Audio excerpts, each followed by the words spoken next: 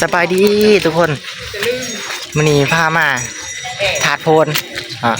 ทุกคนพามามื้อนี้หากลับมาฮอดแดดแห้งดิฮอดแล้วเดี๋ยวจะขับไปไหนก่อน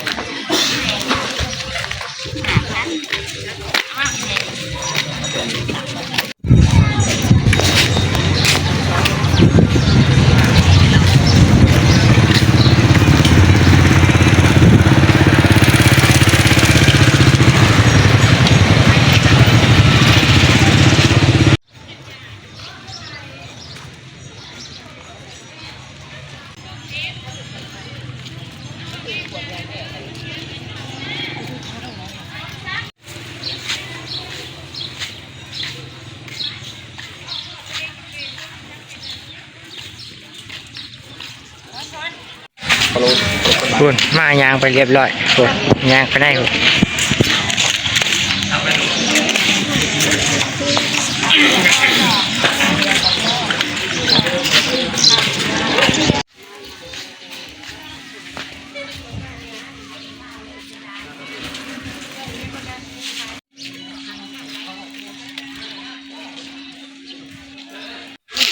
พระธาตุโพธิ์ทุกคน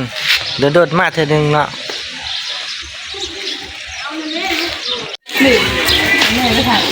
บ่ต้องขอยังขอให้รวยๆอย่างเดียวพ่อ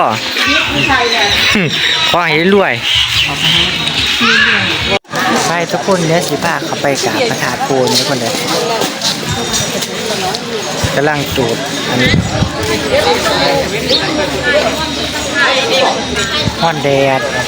ดแห้งตอนเที่ยง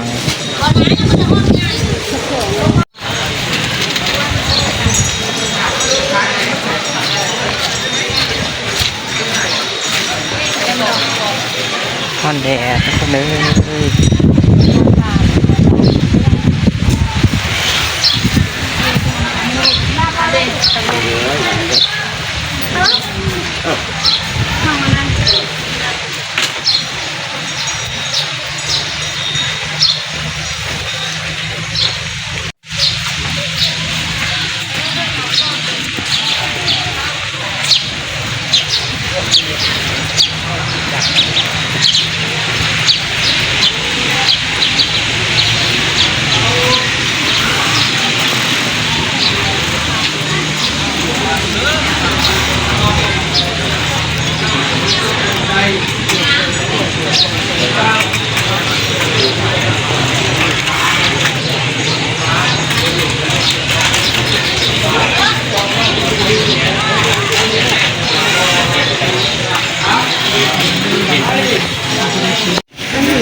ถ้าเบิ่งสองเมลูกคนชีรูปของจีดังอยู่บ่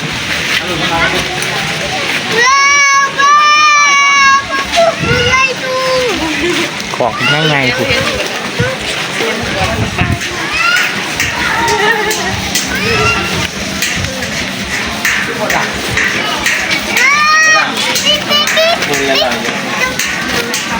แล้วมาดูอะไร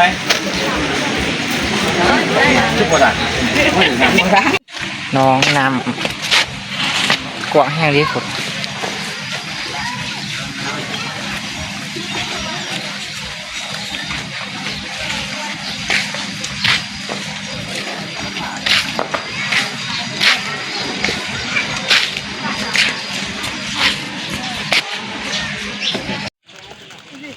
เตาบ่เตา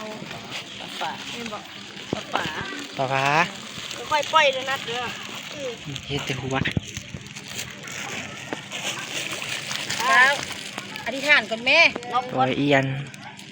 จับไหนทำมาทุกคนเนี่ยจับไหนนบเลยไหมเอ้ยน้ำนบพอไหม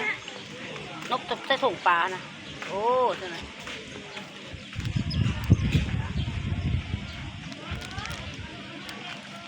ไว้ลูกเย็นแล้วปล่อยเย็นปลาแล้วปล่อยปลาไปเลย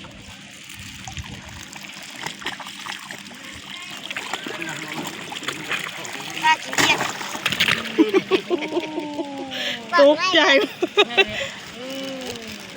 ไปเลยสอนมาถ่ายสอนไปเลยเบิดเลยทุกคนพระไล